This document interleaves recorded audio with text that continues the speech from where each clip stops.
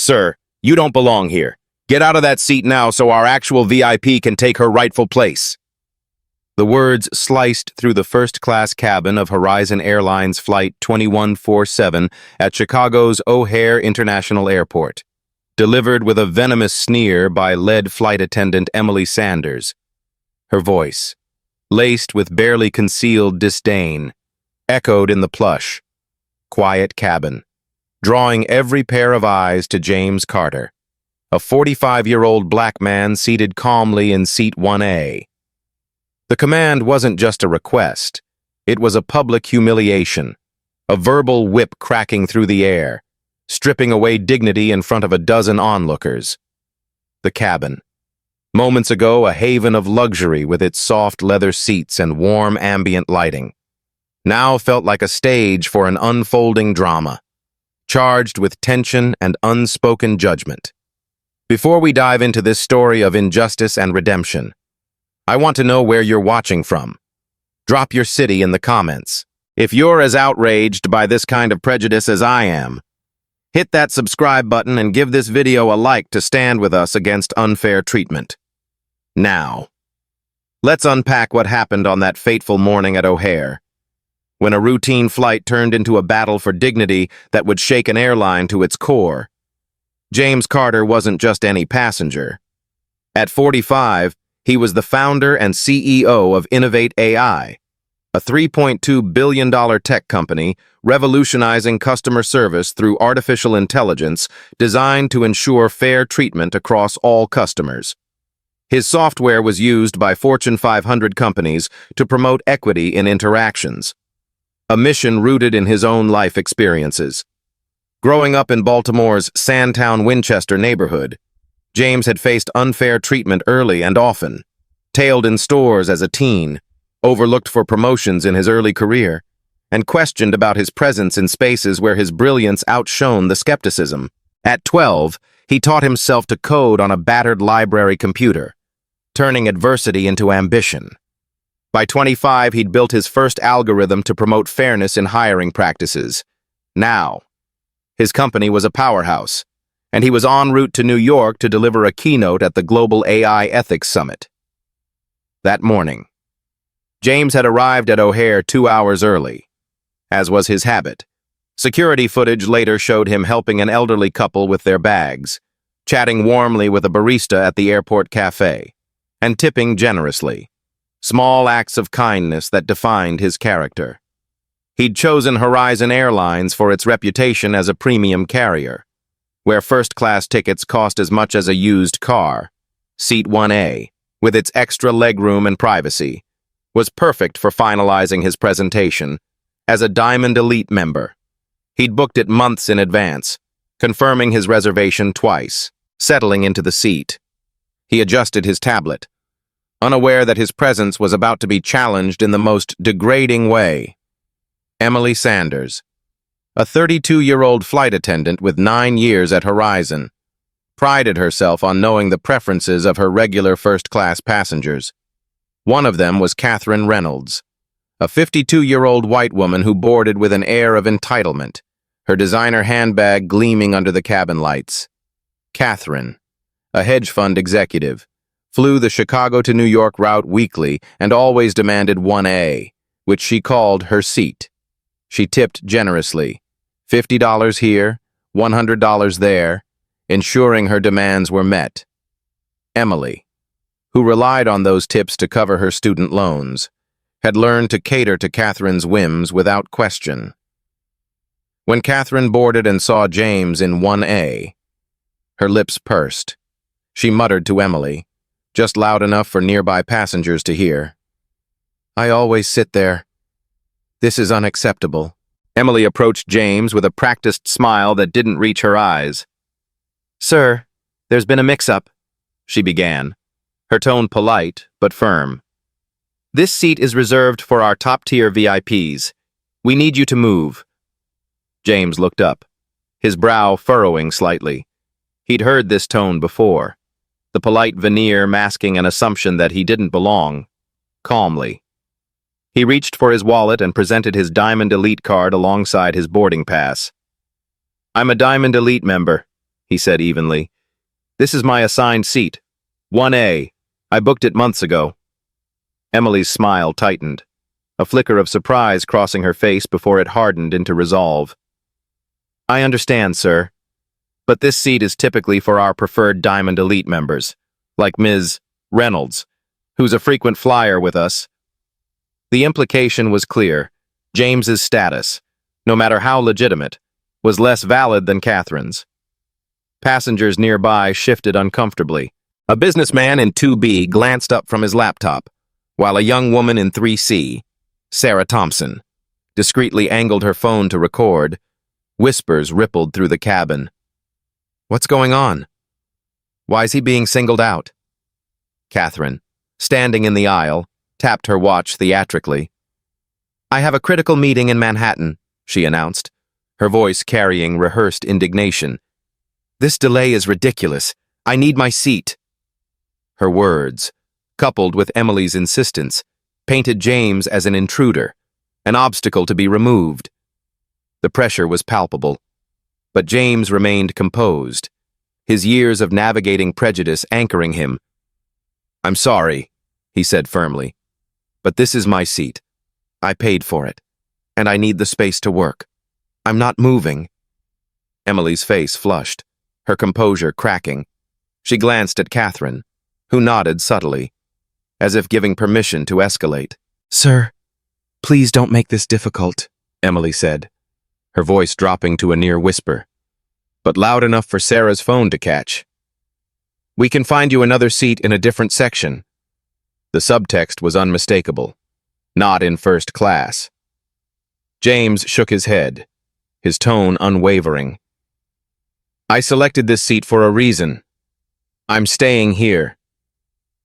The situation teetered on the edge of civility. Emily stepped back, her heels clicking sharply as she retreated to the galley, where she conferred with cabin manager Michael Hayes. Michael, a 38-year-old veteran with a reputation for handling problem passengers, strode toward James with a confident smirk. "Sir," he said, loud enough to ensure everyone heard, "we need you to comply and move to accommodate our VIP. Let's not disrupt everyone's flight." His words carried a threat, implying James was the problem, not the system that favored Catherine's sense of entitlement. James met Michael's gaze, his expression calm, but his eyes burning with quiet resolve. "I've shown my boarding pass and status," he said. "There's no policy requiring me to give up my seat for someone else's preference." Michael's smirk faltered, unaccustomed to defiance delivered with such poise. Catherine, sensing the stalemate, leaned toward Emily, slipping a folded stack of bills into her pocket with practiced discretion. "Thank you for handling this," she whispered, her voice just audible to Sarah's recording. "First class should have standards." The cabin was now a pressure cooker. Passengers exchanged glances, some typing furiously on their phones, others watching with morbid curiosity.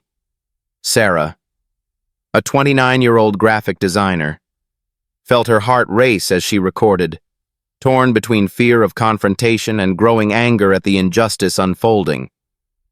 Another passenger, an older man in 4A, muttered, "He shouldn't be here anyway." The comment stung, but James didn't flinch. He'd heard worse. Instead, he pulled out his phone, opened the camera app, and began recording. "I'm documenting this," he said calmly. "I'm being asked to leave my assigned seat for no valid reason." Michael's face darkened. "Recording isn't allowed," he snapped, reaching for James's phone but stopping short when James pulled it back. "There's no law against it unless it interferes with crew duties," James replied, his legal knowledge catching Michael off guard. The standoff was interrupted by the arrival of Captain David Lawson, a grizzled 55-year-old pilot whose presence signaled the situation had escalated beyond routine. "Sir," David said, his tone authoritative but weary, "my crew has the right to reassign seats for the comfort of all passengers. Move, or we'll call security." James's heart pounded, but his face remained a mask of composure. He thought of his father, a factory worker who'd told him, "Never let them steal your dignity, son." He thought of the countless others who'd faced similar humiliations without the resources to fight back. "Captain," he said, his voice steady, "I'm in my assigned seat with a valid ticket. Forcing me to move because another passenger wants it is unfair. I'm not going anywhere." The words landed like a gauntlet. David's jaw tightened, and Michael stepped forward, his voice low but menacing. "You're making this harder than it needs to be." Catherine sighed dramatically, checking her watch again. "This is beyond absurd," she declared. "I'll miss my connection because of this nonsense." The irony of her complaint wasn't lost on Sarah, who kept recording, her hands trembling. The cabin was silent, save for the hum of the plane's engines, as every passenger waited for what would happen next, what none of them knew. Not Emily, Michael, David, or Catherine. Was that James Carter held more than a boarding pass? As a 20% shareholder in Horizon Airlines and the CEO of a company they desperately needed for a $60 million tech deal, he was about to turn this moment of humiliation into a reckoning. The stage was set for a confrontation that would expose deep-seated biases, topple careers, and force an industry to confront its flaws. But in that moment, as security officers' footsteps echoed down the jetway, James sat tall, his dignity intact, ready to fight for justice, not just for himself, but for everyone who'd ever been told they didn't belong. Captain David Lawson loomed over him, flanked by cabin manager Michael Hayes and lead flight attendant Emily Sanders, their faces a mix of authority and unease. "Sir," David said, his voice heavy with finality, "this is your last chance. Move to another seat, or we'll remove you from the flight." The word remove was a guillotine, meant to force compliance. Passengers watched, some with curiosity, others with discomfort. Sarah Thompson in 3C kept her phone recording, her hands trembling with anger and guilt for staying silent. James, his tablet still open to his presentation, met David's gaze. "Captain," he said calmly, "I've shown my Diamond Elite status and boarding pass for 1A. No policy requires me to give up my seat for someone else's preference." His words, steady and precise, challenged the crew's assumptions. David's eyes narrowed, unaccustomed to such composed defiance. Michael leaned in, his voice low and menacing. "You're causing a disturbance, sir. We can do this the easy way or the hard way. Your choice." The threat hung heavy, and passengers shifted, some typing on their phones, others whispering. A man in 2B muttered, "Just move already," while a woman in 4D whispered, "This isn't right." Catherine Reynolds, standing in the aisle, clutched her designer handbag and sighed dramatically. "I have a critical meeting in New York," she declared, her voice sharp. "This is costing me thousands. Get him out of my seat." Her words fueled the crew's resolve. Emily, glancing nervously at Catherine, nodded subtly as Catherine slipped another stack of bills into her pocket. "Thank you for fixing this," Catherine whispered, loud enough for Sarah's phone to catch. The bribe, blatant and transactional, turned the dispute into something sinister, a clear exchange of money for James's humiliation. Sarah's heart raced as she recorded, torn between fear of confrontation and a need to expose the injustice.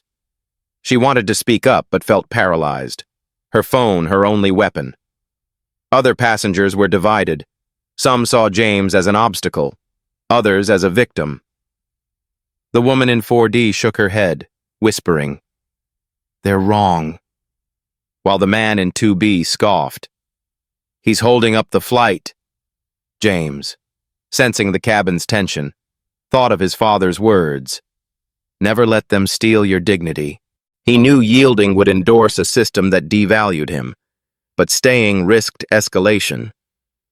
I'm not causing a disturbance, he said, his voice firm. I'm in my assigned seat. If you remove me, you'll need to justify targeting a paying customer. The word targeting struck a nerve. David's face twitched, a flicker of doubt breaking his stoic mask. You're refusing to comply, he snapped. Turning to Michael, call security. Michael strode to the service phone, his movements sharp. Emily hovered near Catherine, her discomfort evident but her silence complicit. The cabin was a pressure cooker, every eye on James. He pulled out his phone, opened the camera, and began recording. I'm documenting this, he said. I'm being asked to leave my rightful seat for no reason. Michael's face darkened. Recording isn't allowed, he barked, reaching for the phone but stopping when James pulled it back. No law prohibits it unless it interferes with crew duties, James replied, his legal knowledge disarming Michael. The security officers arrived, 2 men, one stern-faced, the other visibly uneasy.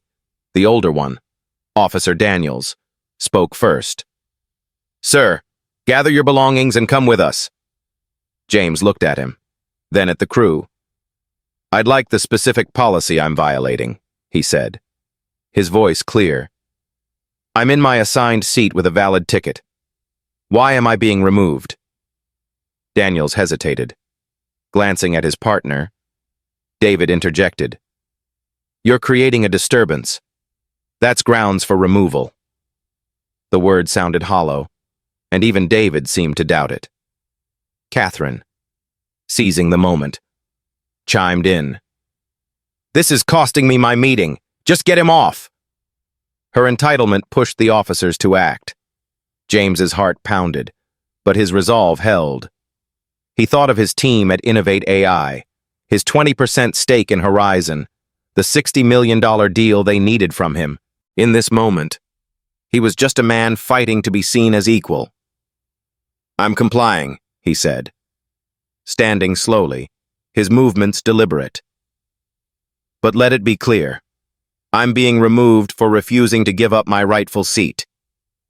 He kept recording, capturing the crew's faces and Catherine's smug nod as he walked down the aisle, escorted by the officers. Sarah's camera followed, her eyes welling with tears. The woman in 4D whispered, "This is wrong."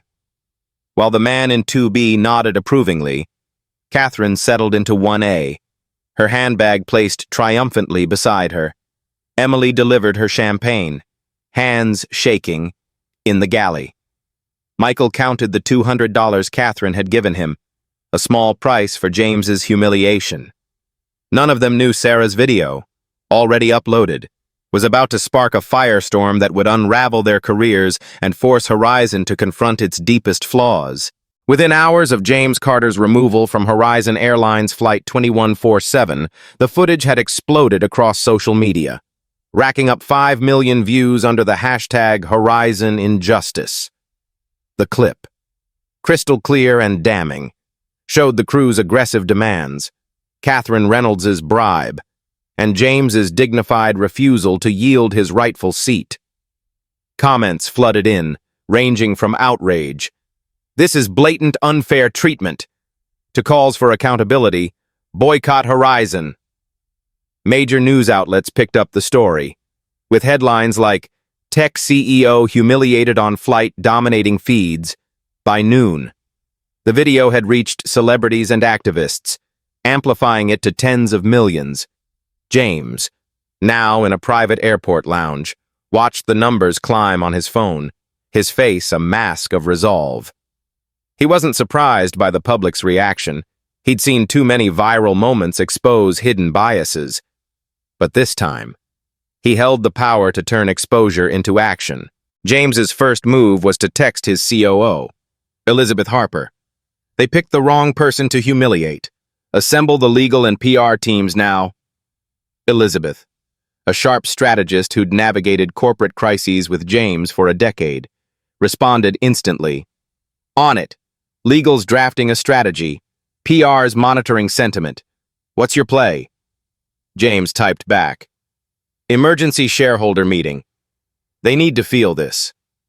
As a 20% shareholder in Horizon Airlines and the CEO of Innovate AI, whose $60 million tech deal was critical to Horizon's modernization, James knew his leverage was immense. He wasn't just fighting for himself, but for every person who'd been dismissed or devalued. His legal team. Already reviewing airline policies. Flagged the crew's actions as potential violations of consumer protection laws.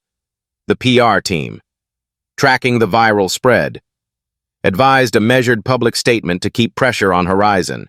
At Horizon's Dallas headquarters, CEO Robert Mitchell was in a boardroom reviewing quarterly projections when his phone buzzed with an urgent call from PR Director Laura Bennett.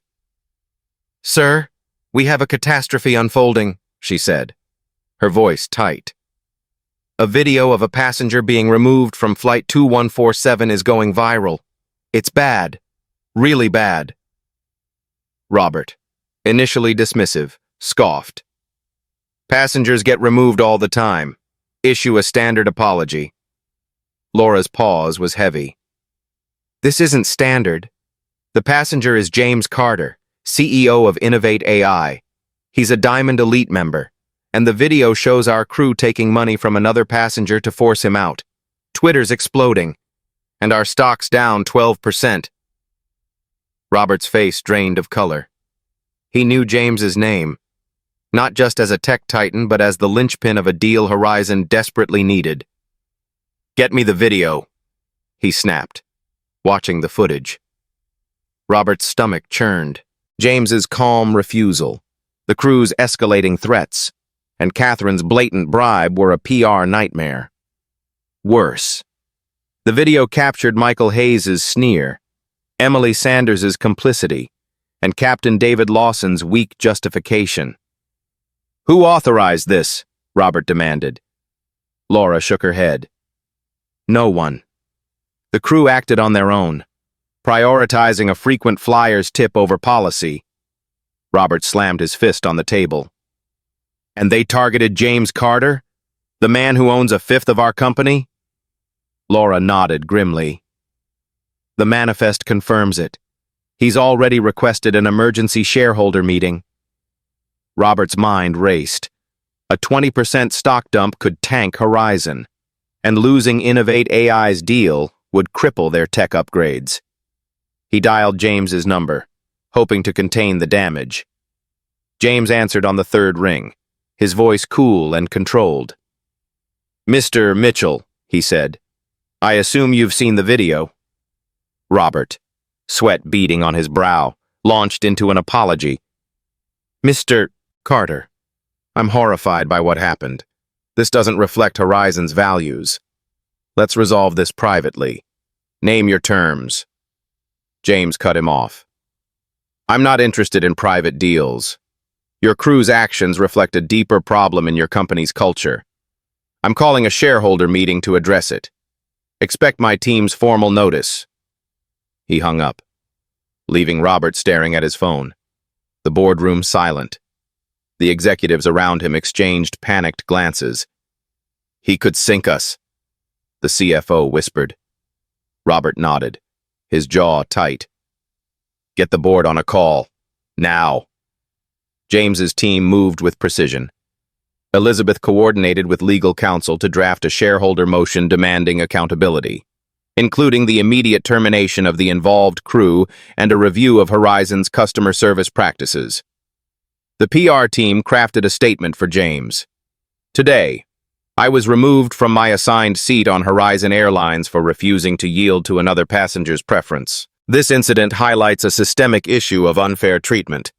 As a shareholder, I'm committed to ensuring Horizon addresses this." Posted on Twitter. It garnered 1 million likes in an hour, further fueling the public's outrage.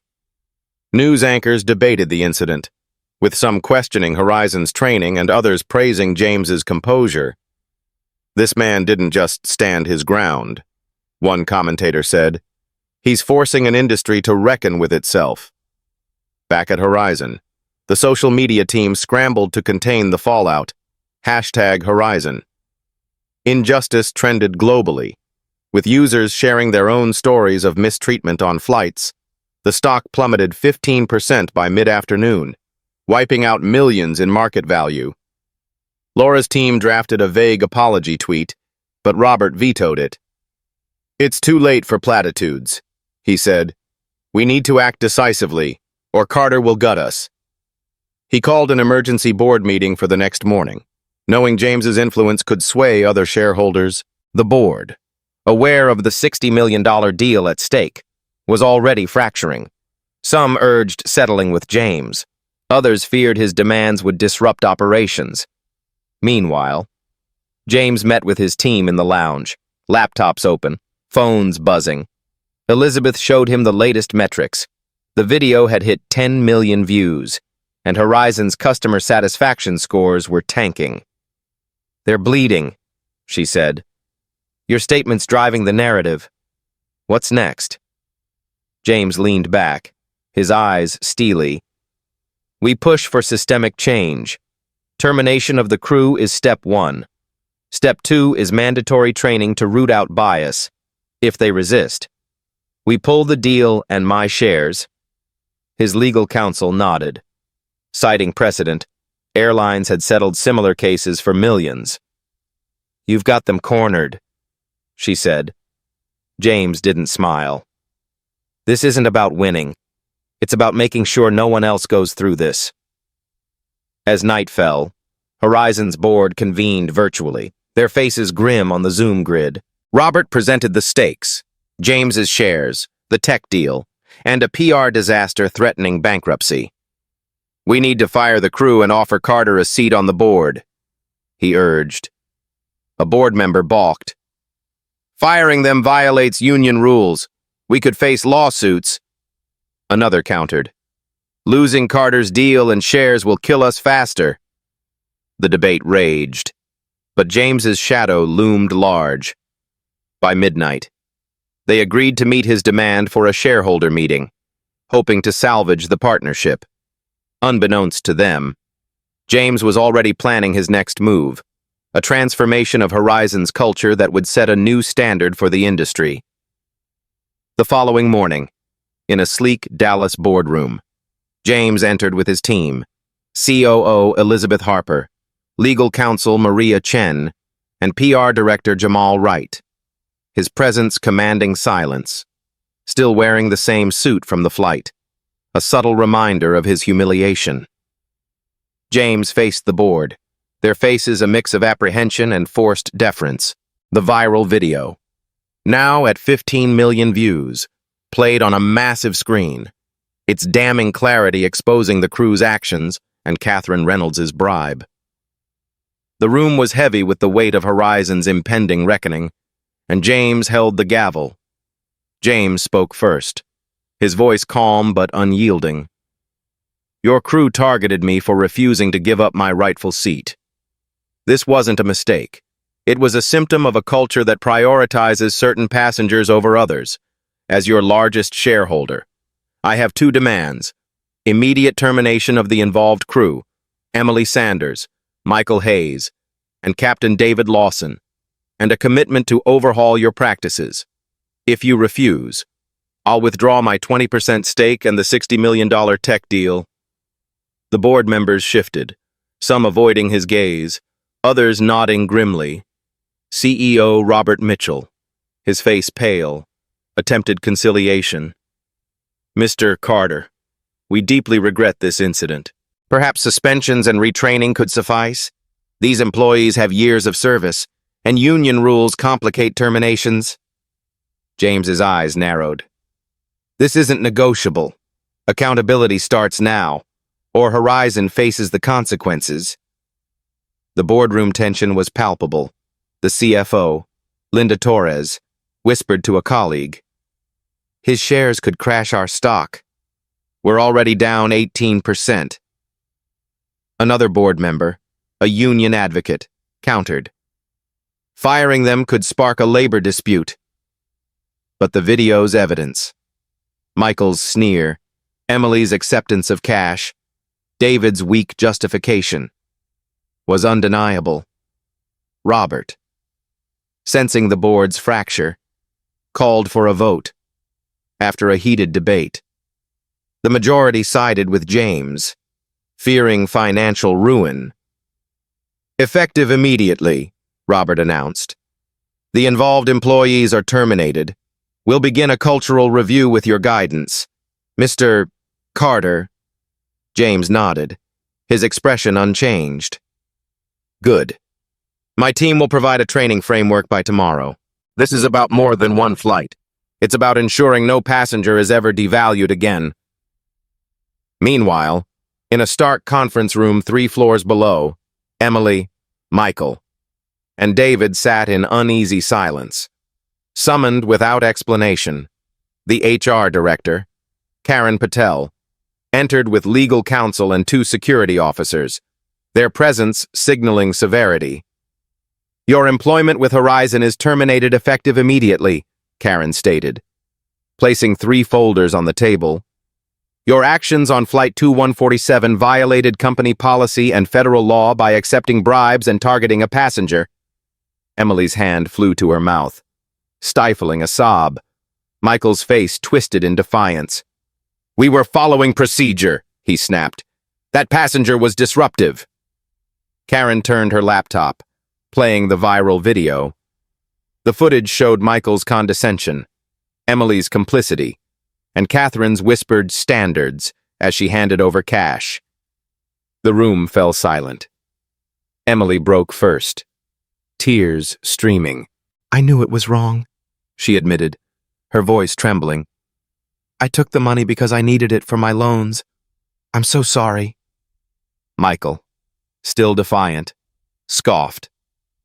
"Catherine's a regular. She tips well. We were prioritizing a loyal customer." Karen's expression hardened. "You prioritized a bribe over a passenger's rights. That passenger was James Carter, CEO of Innovate AI and a major shareholder. Your actions cost Horizon millions." David, the oldest at 55, closed his eyes, his weathered face aging further. "I trusted my crew's judgment," he said weakly. "I didn't see the full picture." Karen shook her head. "You all failed in your duty to fairness. Collect your belongings. Security will escort you out." As the trio was led away, Emily's sobs echoed. Michael's protests grew quieter, and David walked in stunned silence.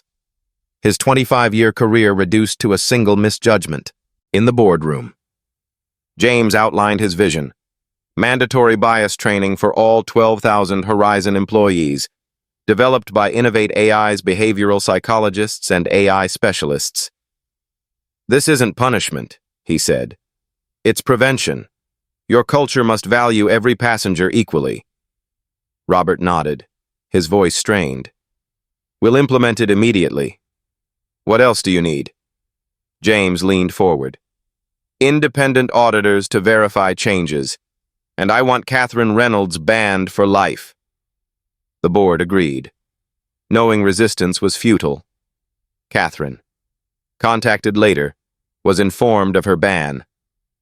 "This is outrageous," she fumed, but her protests were drowned out by the public's outrage.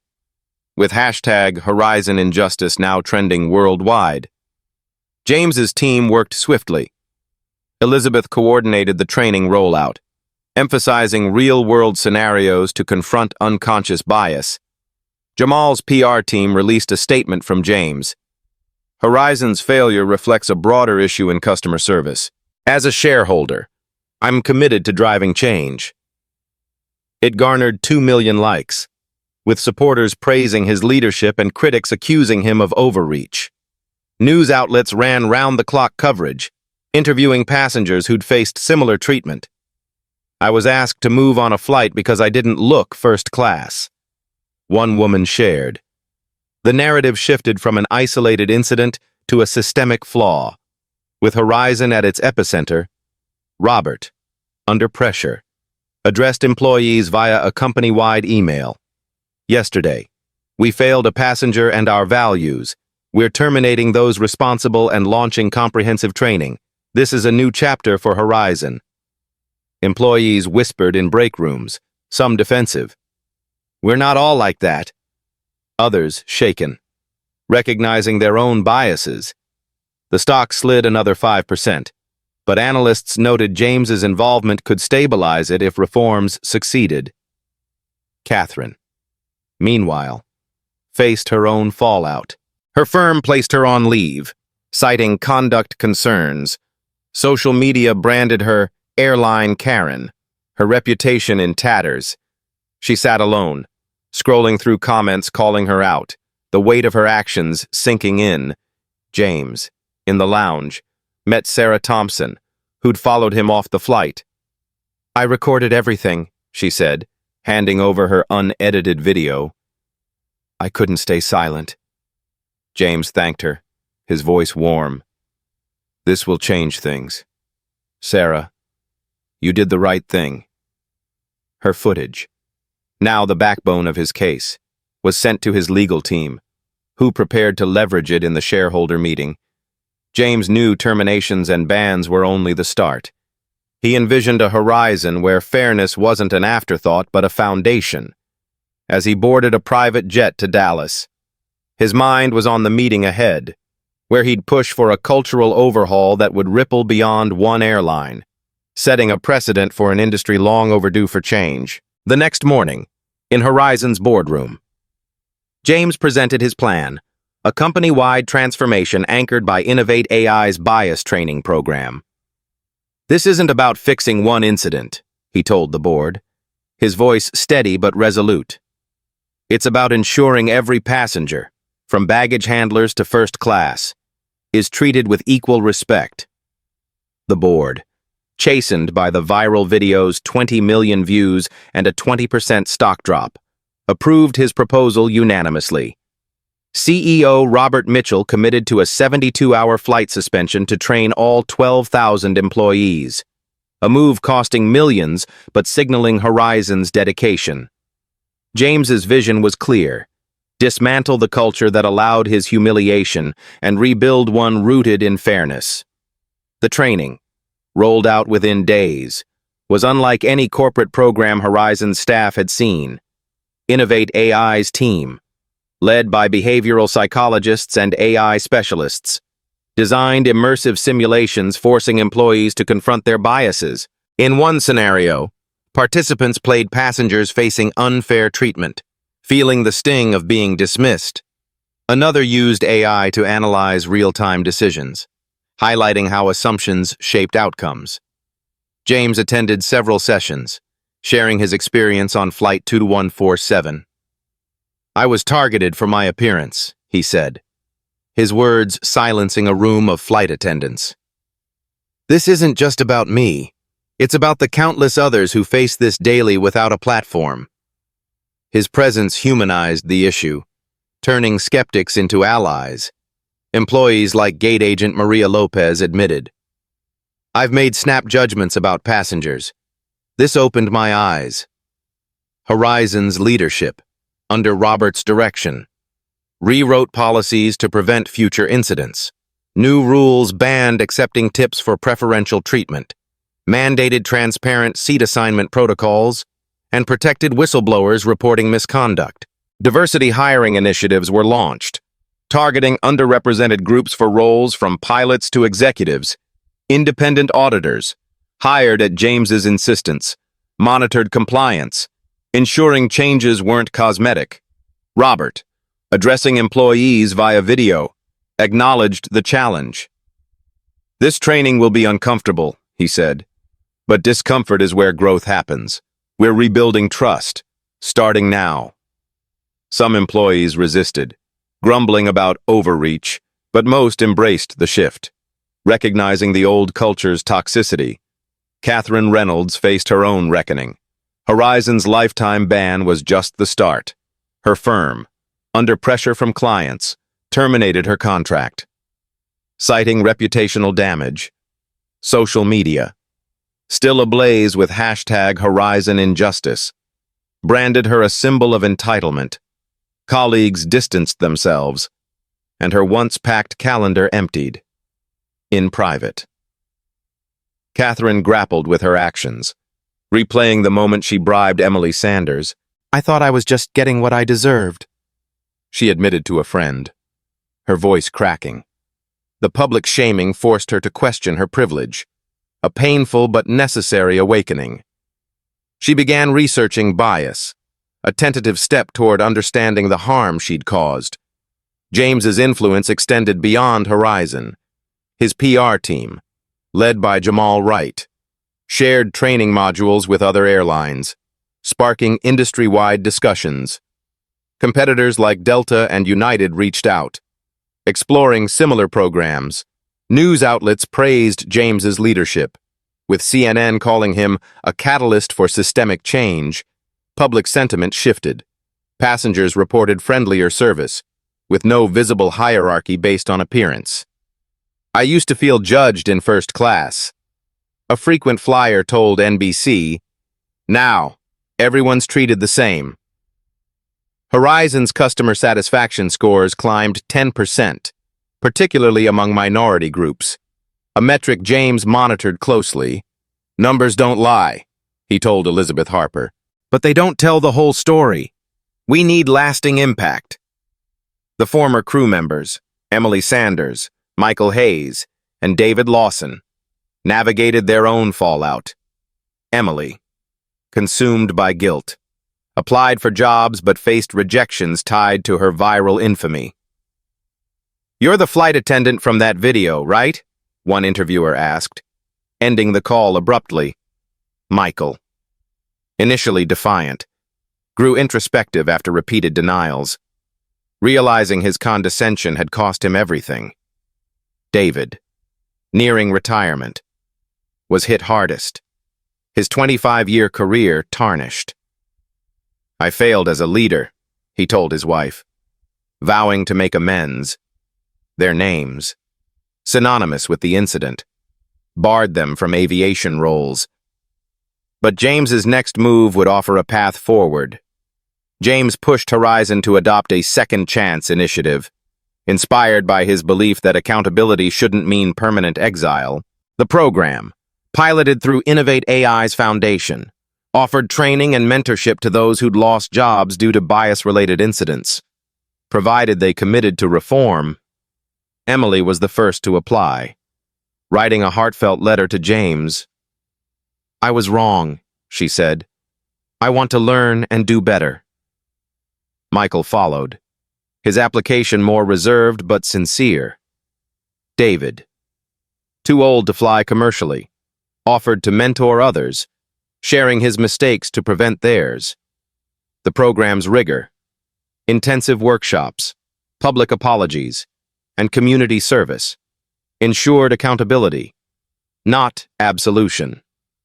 Horizon's transformation wasn't flawless. Some employees quit, unwilling to adapt, while others complied grudgingly, skeptical of woke mandates. Union leaders challenged the terminations, threatening lawsuits, but public support for James muted their leverage. Social media remained a battleground, with hashtag Horizon Injustice evolving into hashtag Horizon Reforms. Though critics accused James of exploiting the incident for power, he ignored the noise. Focusing on metrics, auditor reports showed 90% employee participation in training, with 80% reporting changed perspectives. "It's a start," James told his team. "But culture shifts take years, not months." Robert, under scrutiny, met privately with James. "You could have destroyed us," he said, his voice heavy. "Why push for reform instead?" James leaned back. "Punishment feels good but changes nothing. I want Horizon to be a model, not a martyr." Robert nodded, his respect evident. The board, once resistant, now saw James as a partner, not a threat. They extended his tech deal, tying it to reform milestones. Stock prices stabilized. Though recovery was slow, passengers noticed differences. Gate agents smiled more. Flight attendants engaged equally. and disputes were handled transparently. "I had a seating issue," a traveler tweeted, "and Horizon fixed it without making me feel less than progress." James's personal toll was subtle but real. The public spotlight drained him, with every interview probing his pain. "How did it feel to be humiliated?"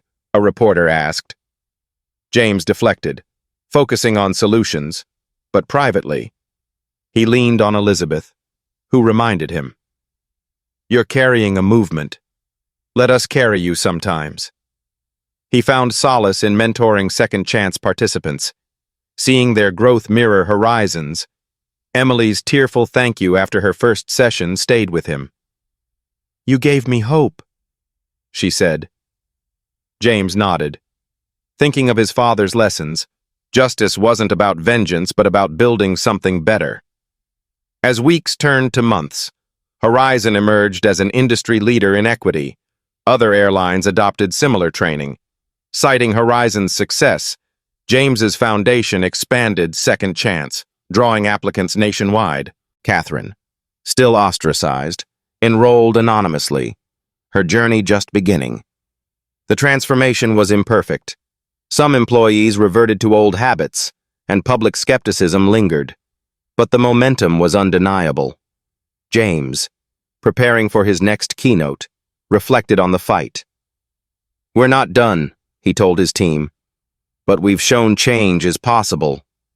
His focus now was scaling the model, ensuring no one else would be told they didn't belong. 6 months after his humiliating removal from Horizon Airlines Flight 2147, James stood at a press conference in Atlanta, announcing the New Horizons initiative through his Innovate AI Foundation. The program expanded the Second Chance pilot, offering rehabilitation and job placement for those who'd lost careers due to bias-related incidents, provided they completed rigorous training. "Accountability doesn't mean permanent exile," James told the crowd, his voice steady. "It means earning redemption through action." The initiative aimed to transform not just individuals, but entire industries, setting a new standard for fairness. Horizon, now a case study in reform, was thriving, and James's vision was becoming a blueprint for change. Horizon's transformation was measurable.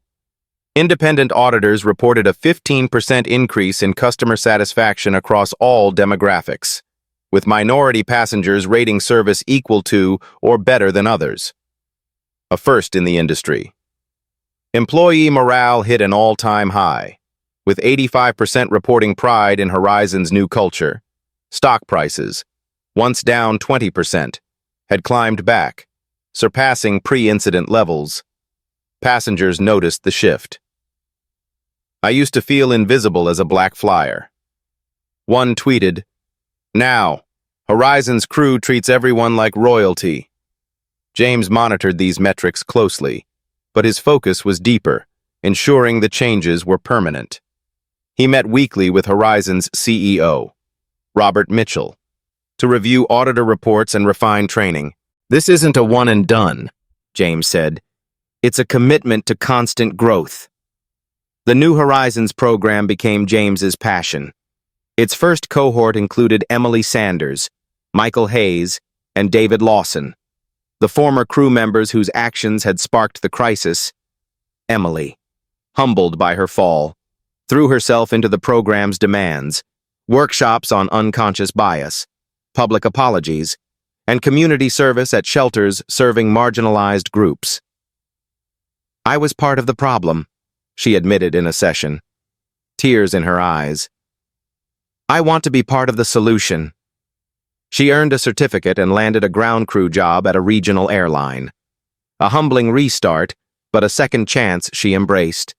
Michael, initially resistant, faced his biases in group discussions. "I thought I was just doing my job," he said, "but I judged Carter before he spoke." His sincerity earned him a baggage-handling role, a step toward rebuilding his career. David, too old to fly, found purpose mentoring others. "I failed that day," he told trainees. "Don't make my mistake. See people, not stereotypes."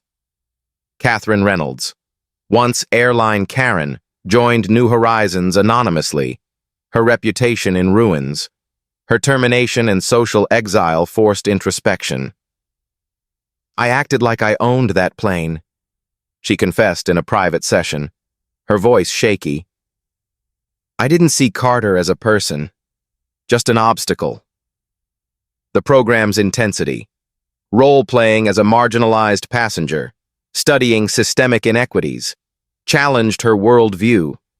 She began volunteering at a community center, a small step toward atonement. Her journey wasn't complete, but James saw potential. "Change is hard," he told his team, "but it's possible when people face their truths." New Horizons grew, with applications from across industries, proving its model could scale beyond aviation. Horizons reforms inspired competitors.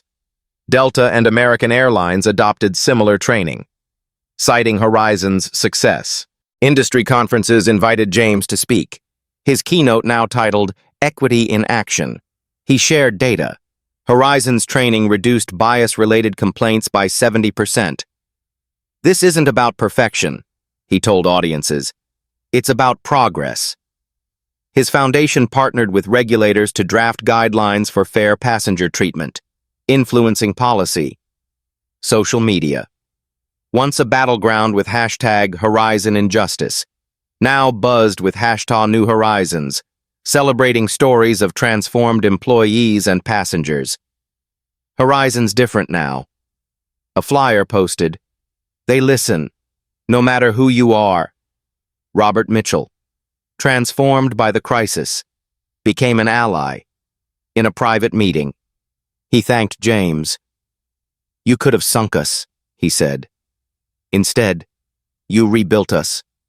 James nodded. "Destruction's easy.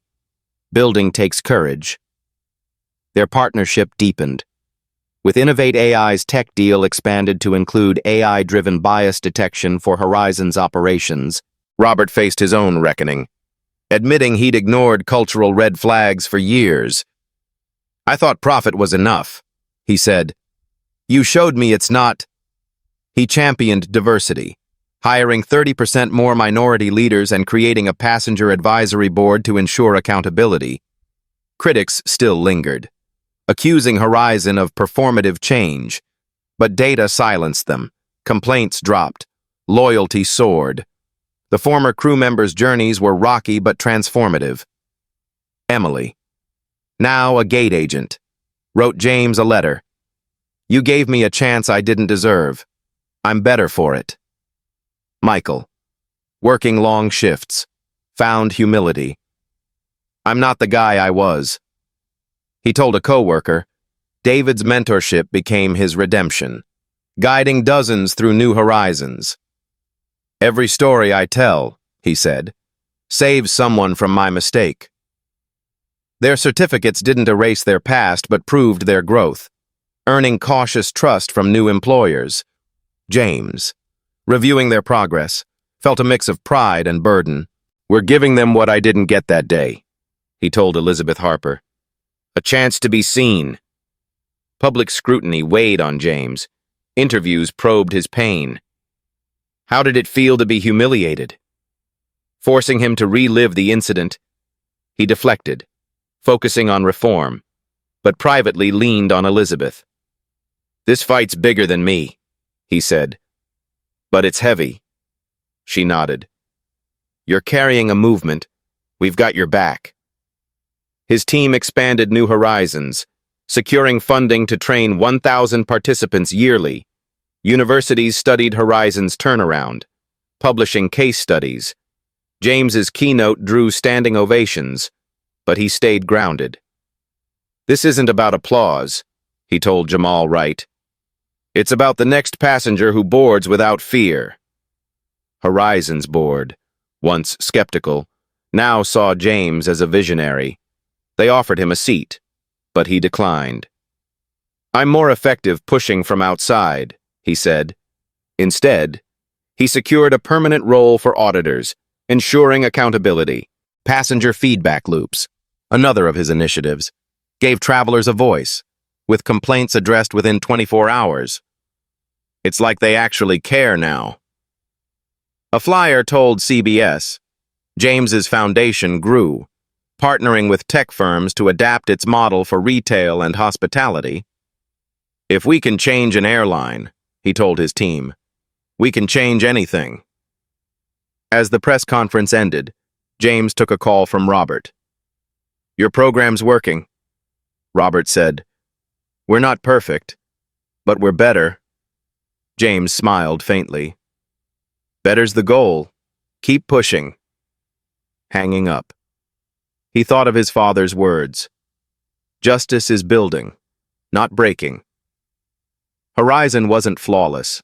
Some employees resisted, and public skepticism persisted. But it was a beacon of progress. Emily, Michael, and David were rebuilding their lives. Catherine was learning, and passengers felt seen. James, preparing for his next flight, knew the fight continued.